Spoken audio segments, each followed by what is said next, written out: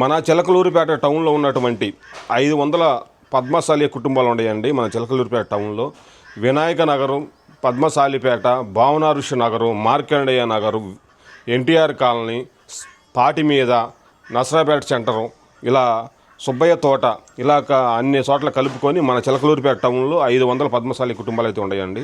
అందరూ కలిసి ఒక తాటి మీద నిలబడి ఒక్కటిగా జరిగే కార్యక్రమం వచ్చేసి రథసప్తమి రోజు భావన ఋషి కళ్యాణమేనండి. మన అవారు బసవయ్య గారి అధ్యక్షతన ఈ యొక్క కార్యక్రమం అయితే జరుగుతుంది. అలాగే ఈ యొక్క గుడి గురించి కూడా బసవయ్య గారిని అడిగి తెలుసుకుందాము. రండి వీడియోలోకి వెళ్దాం. ఈ భద్రావతి సమేత భావన ఋషి స్వామివారి దేవస్థానం 2004 డిసెంబర్లో లాస్ట్కి పూర్తి చేయటం జరిగింది. ఇక్కడ స్థలం 26 సెంట్లు, 26 సెంట్లు కూడా స్వామివారికి మేము ఇవ్వటం జరిగింది. అప్పటి నుంచి ఇప్పటికి ప్రతి సంవత్సరం భావనార్సి కళ్యాణం జరుపుతూ ఉన్నాం.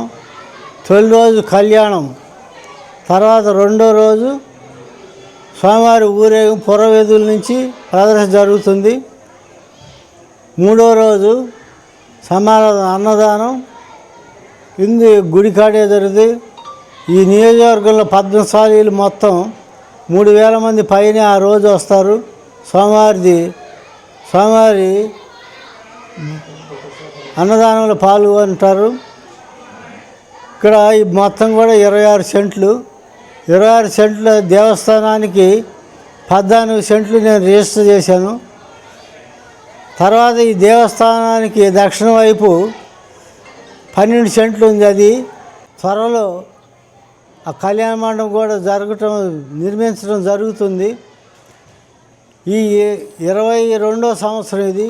ఇప్పుడు దాకా పద్మశాలి సంఘం వీళ్ళ మొత్తం మాకు ప్రోత్సాహం ఇచ్చి ఇంత ఘనంగా జరుపుటకు ప్రోత్సాహం ఇచ్చారు. ఇంకా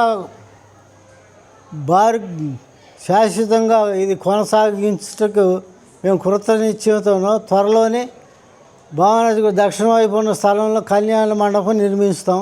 స్వామిగారి దయ వల్ల పద్మశాలి సంఘీయులు అంతా మాకు మద్దతుగా ఉండి ఈ 22 సంవత్సరాలు మేము ఈ కార్యక్రమాలు నిర్విఘ్నంగా కొనసాగించుటకు తోడ్పడ్డారు. ఇప్పటికి తర్వాత కూడా భారీ కొనసాగిస్తున్నామని విజ్ఞప్తి చేస్తున్నాం.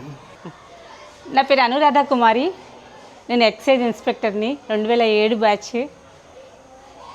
ఈ భద్రావతి సమేత భావన ఋషి వేడుకల సందర్భంగా 22వ వార్షికోత్సవ వేడుకల సందర్భంగా నేను ఇక్కడికి రావడం జరిగింది. ఇక్కడ ఇవాళ కళ్యాణ మహోత్సవంలో, స్వామివారి కళ్యాణ మహోత్సవంలో నేను పాల్గొనడం జరిగింది. నేను చాలా సంతోషం చెందాను. స్వామివారికి ఇలా 22 సంవత్సరాలుగా ఇక్కడ ఈ అవ్వారు బసవయ్య గారు ఇలా ఈ కార్యక్రమాలు నిర్విఘ్నంగా కొనసాగిస్తూ అజేయంగా వెలుగుతూ స్వామివారి సేవలని, కైంకర్యాలని నిర్వహిస్తున్నారు. దానికి నిజంగా నేను అభినందిస్తున్నాను. ఈ కార్యక్రమాలు ఇంకా మున్ముందు కూడా ఇంకా మరింత ఉత్సాహంతో ఈ స్వామివారి కార్యక్రమాలు నిరాటంకంగా కొనసాగిస్తారని నేను ఆశిస్తున్నాను. మళ్ళీ ముందు కార్యక్రమాల్లో కూడా నాకు పాల్గొందామని ఉంది. తప్పకుండా వస్తాను. సప్తమికి ఒకరోజు ముందండి ఇలా కలిసే ప్రతిష్ట జరుగుతుంది. అలాగే మనకి మట్టి ప్రమిదల్లో వచ్చేసి ఇట్లా దీపారాధన చేస్తారండి స్వామివారికి. ఈ దీపారాధన ఉన్నంతసేపు ఎవరు మగ్గాల్లోకి కూడా పోరండి. మగ్గాల్లోకి వెళ్ళరు. ఊరు మన పొలిమేర ఉంటుంది కదా, పొలిమేరగా దాటి వెళ్ళరండి. 24వ తారీఖు గరుడు గుడ్డ కడతారండి. గరుడు గుడ్డ కట్టిన కాడ నుంచి ఇలా కలిసి ప్రతిష్ట దీపారాధన అయితే జరుగుతుందండి. మీరు అందరూ ఒక మాట మీద నిలబడి ఒకటిగా ఉండి అందరూ ఈ యొక్క భావన ఋషి కళ్యాణాన్ని అయితే జరిపిస్తారు.